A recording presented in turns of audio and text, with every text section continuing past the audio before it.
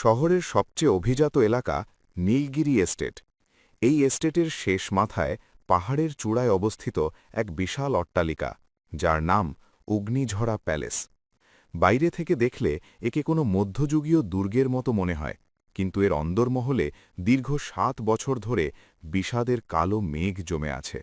এই প্রাসাদের মালিক দেশের প্রভাবশালী শিল্পপতি আরশাদ চৌধুরী। ক্ষমতার দাপট আর অঢেল ঐশ্বর্য থাকা সত্ত্বেও আজ তিনি এক চরম অসহায়ত্বের সামনে দাঁড়িয়ে। প্যালেসের ঠিক মাঝখানে বড় হলরুমে রাখা আছে দানবীয় আকৃতির এক প্রাচীন সিন্দুক। এর নাম অসুর সিন্দুক। প্রায় ২৫০ বছর আগে আরশাদ চৌধুরীর পূর্বপুরুষরা এটি ইংল্যান্ড থেকে বিশেষভাবে তৈরি করিয়ে এনেছিলেন। প্রকাণ্ড এই সিন্দুকটি কালো ইস্পাতে তৈরি, যার চারপাশ ঘিরে পেতলের সূক্ষ্ম কারুকাজ। জনশ্রুতি আছে এই সিন্দুকটি খোলার জন্য কোনো চাবি নেই, আছে এক গোপন গাণিতিক সংকেত যা বংশপরম্পরায় হারিয়ে গেছে।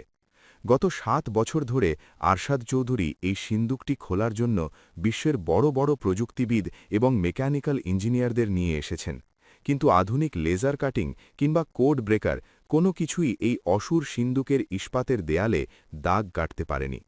আজকের রাতটি আরশাদ চৌধুরীর জন্য এক অগ্নি পরীক্ষা। বাইরে বৃষ্টির ঝাপটা আছড়ে পড়ছে জানলার কাঁচের ওপর। মেঘের গর্জনে মাঝে মাঝেই কেঁপে উঠছে পুরো অট্টালিকা। হলরুমের ভেতরটা থমথমে। সেখানে উপস্থিত আছেন বড় বড় আইনজীবী, ব্যবসায়িক অংশীদার এবং বিদেশ থেকে আসা দুজন তালা বিশেষজ্ঞ। আরশাদ চৌধুরী অস্থিরভাবে হলের এক প্রান্ত থেকে অন্য প্রান্তে পায়চারি করছেন। তার হাতে একটি আধপোড়া চুরুট, চোখে মুখে দুশ্চিন্তার রেখা স্পষ্ট। আরশাদ চৌধুরীর বাবার উইল অনুযায়ী এই সিন্দুকটির ভেতরেই লুকিয়ে আছে তাদের পারিবারিক সম্পত্তির দলিল এবং কয়েক হাজার কোটি টাকা মূল্যের দুষ্প্রাপ্য হীরে। শর্ত ছিল তার মৃত্যুর ১০ বছরের মধ্যে যদি কেউ এই সিন্দুক খুলতে না পারে, তবে সমস্ত সম্পত্তি সরকারের ট্রাস্টে চলে যাবে, আর হাতে সময় আছে মাত্র ১২ ঘণ্টা। আমেরিকা থেকে আসা তালা বিশেষজ্ঞ মিস্টার জনসন মাথা নেড়ে বললেন, I am sorry mister Chowdhury, এর ইন্টারনাল মেকানিজম কোনো সাধারণ ইঞ্জিনিয়ারিং নয়। এটা সম্ভবত এক ধরনের সাউন্ড পালস মেথডে তৈরি। সামান্য ভুল স্পর্শে এর ভেতরের লক চিরতরে জ্যাম হয়ে যেতে পারে। আমরা আর ঝুঁকি নিতে পারছি না। রাগে আর হতাশায় আরশাদ চৌধুরীর কপাল বেয়ে ঘাম ঝরছে। তিনি হঠাৎ হল ভর্তি মানুষের সামনে সজোরে চিৎকার করে উঠলেন, এই বিশাল দেশে এমন কি কেউ নেই যে আমার এই লোহার খাঁচাটা ভেঙে দিতে পারে? আমি ঘোষণা করছি, আজ রাতের মধ্যে যে এই সিন্দুকটি অক্ষত অবস্থায় খুলতে পারবে তাকে আমি নগদ ৫ কোটি টাকা পুরস্কার দেব। আর যদি কাল সকালের মধ্যে এটা না খোলে, তবে আমি নিজের হাতে ডিনামাইট দিয়ে এই প্রাসাদসহ সিন্দুক উড়িয়ে দেব। আমি এই হার মেনে নিতে পারছি না।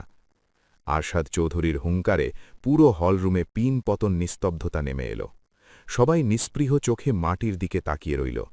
ঠিক সেই মুহূর্তে হলের প্রধান দরজার কাছ থেকে একটি চিকন কিন্তু অত্যন্ত দৃঢ় কণ্ঠস্বর ভেসে এলো, পুরানো লোহার ওপর রাগ করতে নেই সাহেব, লোহা বড্ড অভিমানী হয়। ওটা খোলার জন্যে বারুদ নয়, শুধু সঠিক স্পন্দন চিনতে হয়। উপস্থিত সবাই চমকে দরজার দিকে তাকাল। সেখানে দাঁড়িয়ে আছে ছিপছিপে গড়নের এক যুবক। পরনে সাধারণ এক ধূসর রঙের জ্যাকেট, যা বৃষ্টিতে ভিজে গায়ের শাঁখে সিটে আছে। কাঁধে একটা মলিন চামড়ার ব্যাগ, যেখান থেকে উঁকি দিচ্ছে কিছু পুরনো হাতুড়ি আর অদ্ভুত দর্শন কিছু ধাতব তার। তার নাম আকাশ। বয়স বড়জোর ২২-২৩ হবে। চোখের দৃষ্টিতে এক অদ্ভুত গভীরতা আর শান্ত ভাব। আরশাদ চৌধুরীর পারিবারিক দেহরক্ষীরা আকাশকে আটকানোর চেষ্টা করতেই তিনি হাত তুলে থামিয়ে দিলেন। তার মনে হল, যে মানুষগুলো টাই স্যুট পরে বড় বড় বিক্রির বড়াই করছিল, তারা যখন ব্যর্থ, তখন এই সাধারণ ছেলেটির স্পর্ধাটুকু একবার দেখা যাক। আরশাদ চৌধুরী উপহাসের সুরে বললেন, তুমি খুলবে এই সিন্দুক? তুমি জানো এটা কি? বিশ্বের বড় বড় ল্যাবরেটরি ফেল করেছে এর সামনে, আর তুমি এসেছ ওই ভাঙা ব্যাগ নিয়ে? আকাশ এক মুহূর্তের জন্যেও ঘাবড়ে গেল না। সে ধীর পায়ে সিন্দুকটার দিকে এগিয়ে এলো, শান্ত গলায় বলল, সাহেব, ঘড়ি যখন বন্ধ হয় তখন ইঞ্জিনিয়াররা ব্যাটারি চেক করে, কিন্তু একজন কারিগর ঘড়ির কাঁটার ধুকপুকুনি শোনে। আমি সিন্দুক খুলতে আসিনি, আমি এর ভেতরের শব্দটা শুনতে এসেছি। আকাশের কথা শুনে হলের ভেতর মৃদু হাসির রোল উঠল। কেউ একজন বিড়বিড় করে বলল, কোত্থেকে এক পাগল এসেছে জাদুকর সাজতে। কিন্তু আকাশ সেদিকে ভ্রুক্ষেপ করল না। সে আরশাদ চৌধুরীর চোখের দিকে তাকিয়ে বলল, আমার একটা শর্ত আছে সাহেব, আমি যখন কাজ শুরু করব এই ঘরে কোনো শব্দ হতে পারবে না, আমার চাই চরম নিস্তব্ধতা, এমনকি আপনাদের নিঃশ্বাসের শব্দেও যেন আমি শুনতে না পাই।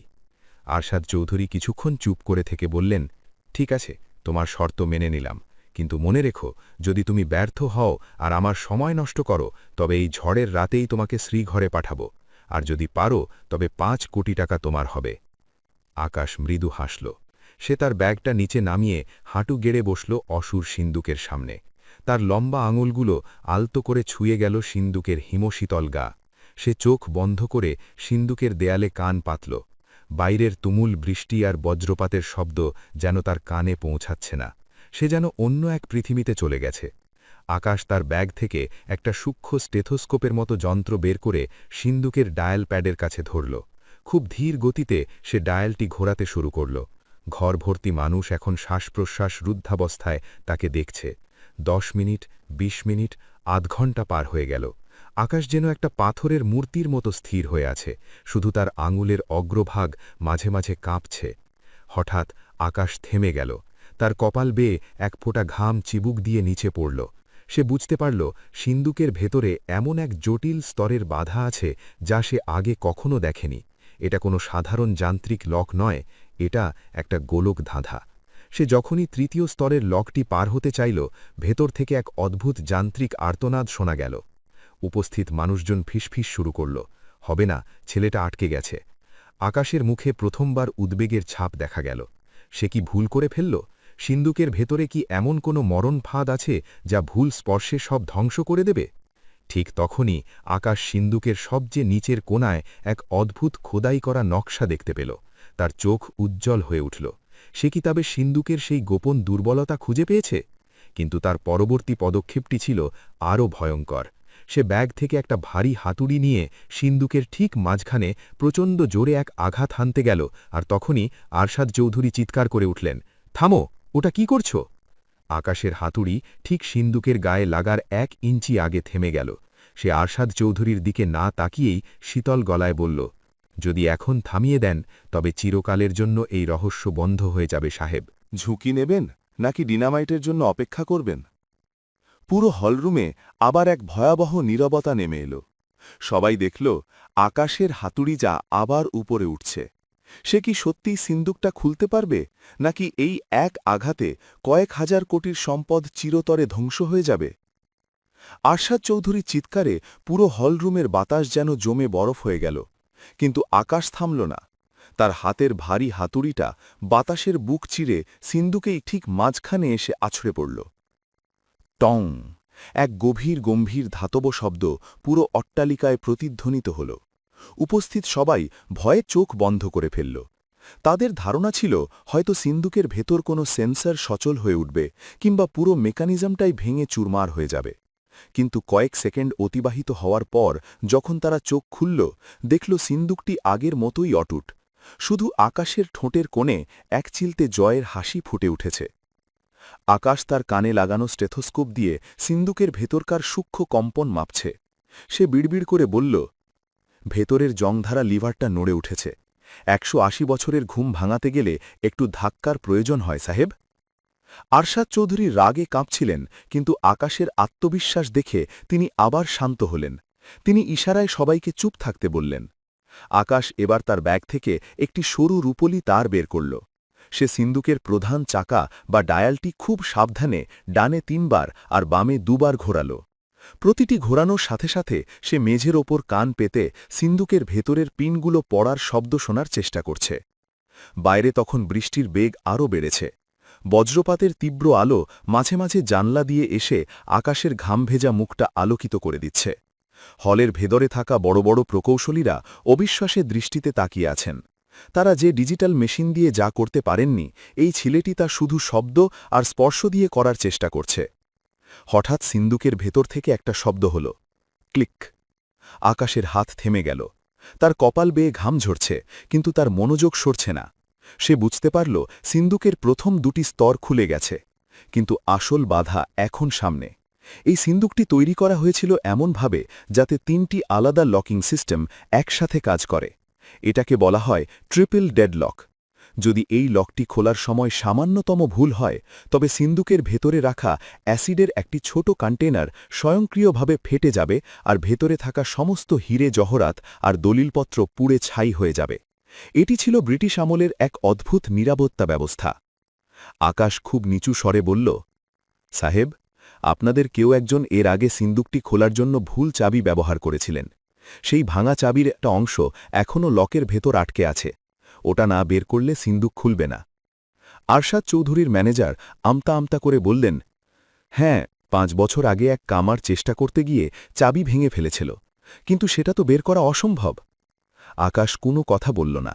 সে তার ব্যাগ থেকে একজোড়া অত্যন্ত সরু চিমটা আর একটা ছোট্ট ম্যাগনেট বের করল। সে অত্যন্ত স্থির ধীরভাবে লকের ছিদ্রের ভেতর চিমটাটা প্রবেশ করাল। তার হাত একটুও কাঁপছে না, যদিও সে জানে 1 মিলিমিটার এদিক ওদিক হলেই সব শেষ। হলরুমের সবাই যেন শ্বাস নেওয়া বন্ধ করে দিয়েছে। 5 মিনিট, 10 মিনিট, সময় যেন কাটছেই না। হঠাৎ একটা তীক্ষ্ণ ধাতব আওয়াজ হল, টিং। আকাশের চিমটার মাথায় ছোট্ট একটা মরচে ধরা লোহার টুকরো বেরিয়ে এলো। হলের ভেতরে উপস্থিত সবাই একসাথে স্বস্তির নিঃশ্বাস ফেলল। আকাশ এবার সিন্দুকের 3য় স্তরের দিকে মনোযোগ দিল। সে জানত এই স্তরের লকটি কোনো সংখ্যার কোড নয়, বরং এক ধরনের মিউজিক্যাল নোট বা সুরের উপর ভিত্তি করে তৈরি। সিন্দুকের গায়ে খোদাই করা নকশার দিকে তাকিয়ে সেই সুরের বিন্যাস বোঝার চেষ্টা করল। সে দেখল নকশার মধ্যে 7টি ছোট ছোট ছিদ্র আছে। আকাশ তার ব্যাগ থেকে একটা ছোট্ট বাঁশি বের করল। সবাই অবাক হয়ে ভাবল, সিন্দুক খোলার সাথে বাঁশির কী সম্পর্ক? আকাশ সেই ছিদ্রগুলোর কাছে গিয়ে এক বিশেষ সুর তুলল। সুরের কম্পন যখন সিন্দুকের ইস্পাতের গায়ে আছড়ে পড়ল, তখন এক অলৌকিক কাণ্ড ঘটল। সিন্দুকের ভেতর থেকে ছোট ছোট কিছু পিন আপনা আপনি নিচে নেমে গেল। আরশাদ চৌধুরী বিস্ময়ে বিড়বিড় করে বললেন, অবিশ্বাস্য, এটা তো বিজ্ঞান নয়, এ যেন জাদু। আকাশ এবার সিন্দুকের ভারী হাতলটা ধরল। সে ডায়ালটি শেষবারের মতো ঘোরানোর প্রস্তুতি নিল। তার সামনে এখন মাত্র কয়েক সেকেন্ডের দূরত্ব। যদি সে সফল হয় তবে সে এক রাতে কোটিপতি হয়ে যাবে, আর যদি ব্যর্থ হয় তবে সিন্দুকটি চিরতরে একটি নিরেট লোহার বাক্সে পরিণত হবে। আকাশ হাতলটা ঘোরানো শুরু করল। 1, 2, 3।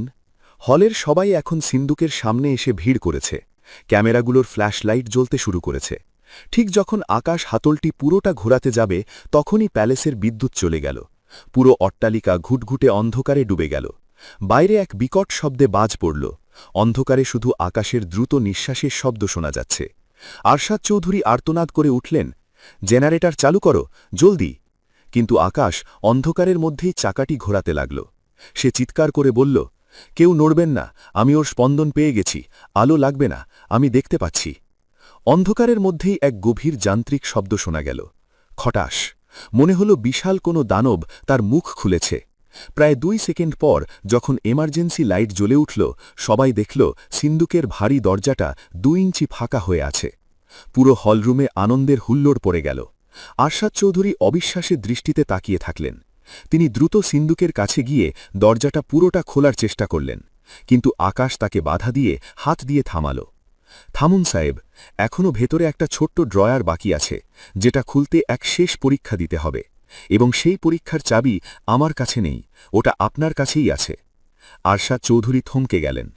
আমার কাছে মানে কি? আকাশ সিন্দুকের ভেতরের একটি ছোট কাঠের বাক্সের দিকে ইশারা করল।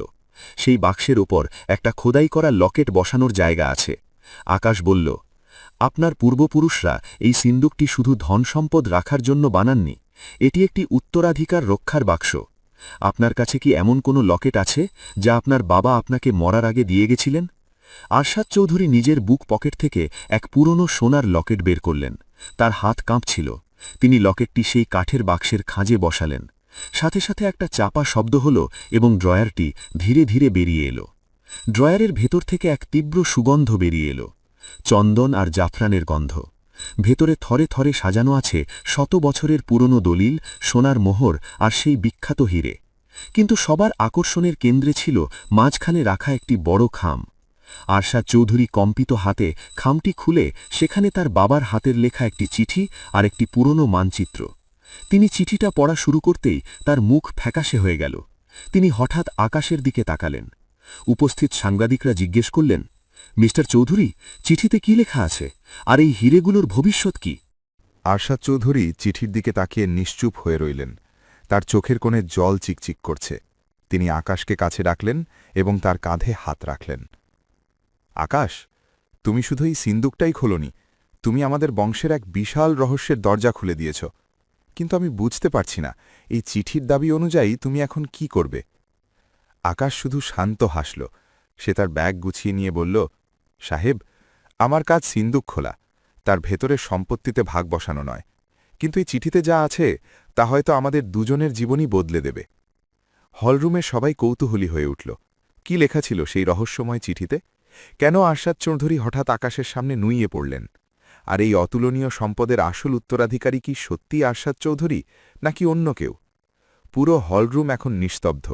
আরশাদ চৌধুরীর হাতে থাকা সেই হলুদ হয়ে যাওয়া চিঠির প্রতিটি অক্ষর যেন এক একটি আগ্নেয়গিরি। তিনি কাঁপা কাঁপা গলায় পড়তে শুরু করলেন। চিঠিতে তার বাবা লিখে গেছেন, এই সিন্দুক যে খুলবে সে কেবল একজন সাধারণ মেকানিক নয়, সে হবে আমার হারিয়ে যাওয়া ছোট ভাই আজহারের রক্ত। কারণ এই সিন্দুকের শেষ লকিং মেকানিজমটি সাজানো হয়েছিল আমাদের মায়ের প্রিয় এক বিশেষ ভৈরবী সুরের কম্পনে, যা কেবল আজহার আর আমি জানতাম। যে এই সুর চিনবে সেই হবে এই সিন্দুকের প্রকৃত উত্তরাধিকারী। হলরুমের সবাই স্তম্ভিত। আরশাদ চৌধুরী অবিশ্বাসের দৃষ্টিতে আকাশের দিকে তাকালেন। তিনি জানতেন তার বাবা এবং কাকা বহু বছর আগে এক পারিবারিক কলহ আর ভাগ বাটোয়ারার অভিমানে বিচ্ছিন্ন হয়ে গিয়েছিলেন। তার কাকা আজহার চৌধুরী এক বুক অভিমান নিয়ে সামান্য এক ঘড়ি মেরামতের কারিগর হিসাবে নিরুদ্দেশ হয়ে যান। আকাশ শান্ত গলায় বলল, সাহেব, আমার বাবা মরার আগে আমাকে একটি পুরনো ডায়েরি দিয়ে গিয়েছিলেন। সেখানে এই অগ্নিঝরা প্যালেস আর এই অসুর সিন্দুকের নকশা আঁকা ছিল। বাবা বলতেন, লোহা দিয়ে যদি কেউ সম্পর্ক বাঁধতে চায় তবে তার চাবি হয় ভালোবাসা। আমি এখানে ৫ কোটি টাকার লোভে আসিনি। আমি এসেছি আমার বাবার শেষ ইচ্ছা পূরণ করতে, এই সিন্দুকটি খুলে প্রমাণ করতে যে মেধা আর উত্তরাধিকার কোনো দামি পোশাকে বা ডিগ্রিতে আটকে থাকে না। আরশাদ চৌধুরীর দুচোখ পেয়ে জল গড়িয়ে পড়ল। তিনি যে ছেলেকে রাস্তার ছেলে বলে অপমান করেছিলেন সে আসলে তারই আপন ভাতিজা। তিনি আকাশের হাত দুটো শক্ত করে ধরে বললেন, আকাশ, আমাকে ক্ষমা করো। আমি সম্পদের অহংকারে অন্ধ হয়ে গিয়েছিলাম। এই সিন্দুকের ভেতরে থাকা অর্ধেক সম্পত্তি আর এই প্রাসাদের অংশ আইনত তোমার। আজ থেকেই প্যালেস তোমারও বাড়ি। কিন্তু আকাশ মৃদু হাসল। সে তার পুরনো চামড়ার ব্যাগটা কাঁধে তুলে নিল। সাহেব, সিন্দুকের ভেতরের হিরে জহরাত দিয়ে হয়তো বিলাসিতা কেনা যায়, কিন্তু বাবার হারানো সম্মান নয়। আপনি আমাকে পুরস্কারের যে টাকা দিতে চেয়েছিলেন তা দিয়ে এই শহরের অনাথ আর অবহেলিত শিশুদের জন্য একটা বড় মেকানিক্যাল ইনস্টিটিউট তৈরি করে দিন। আমি চাই প্রতিটি অভাবী শিশু যেন নিজের যোগ্যতায় পৃথিবীর যে কোনো রুদ্ধ কপাট খোলার সাহস পায়। আমি সেই স্কুলের প্রধান কারিগর হিসাবে কাজ করতে চাই, মালিক হিসাবে নয়। পরের দিন সংবাদপত্রের প্রধান শিরোনাম হল, অসুর সিন্দুক খুলে দিল সম্পর্কের রুদ্ধ দ্বার, উত্তরাধিকার ফিরিয়ে দিলেন এক সাধারণ মেকানিক। আরশাদ চৌধুরী আর আকাশের উদ্যোগে তৈরি হল মাস্টারমাইন্ড কারিগরি বিদ্যাপীঠ। আকাশ সেখানে তার বাবার শেখানো সেই সূক্ষ্ম বিদ্যাগুলো শিখিয়ে চলল হাজারো দরিদ্র মেধাবী কিশোরকে। গল্পের শেষে আমরা দেখি এক পড়ন্ত বিকেলে আকাশ সেই পুরনো প্যালেসের ছাদে দাঁড়িয়ে সূর্যাস্ত দেখছে। আরশাদ চৌধুরী পাশে এসে দাঁড়ালেন। আকাশ আকাশের দিকে তাকিয়ে বলল, জোর করে কিছু ভাঙলে তার শব্দ হয় বিভৎস, কিন্তু দরদ দিয়ে খুললে তার সুর হয় মধুর। সিন্দুক তো শুধু একটা মাধ্যম ছিল কাকা, আসল ধন ছিল আমাদের এই পুনর্মিলন আর মেধার জয়। এই গল্প আমাদের শেখায় যে মানুষের আসল পরিচয় তার বংশ বা পোশাকে নয়, তার সততা আর দক্ষতায়। পৃথিবীর কোনো সিন্দুকই এত শক্তিশালী নয় যা পৃথিবীর মানুষের মেধা আর অদম্য ইচ্ছাশক্তির সামনে চিরকাল হার না মেনে টিকে থাকবে।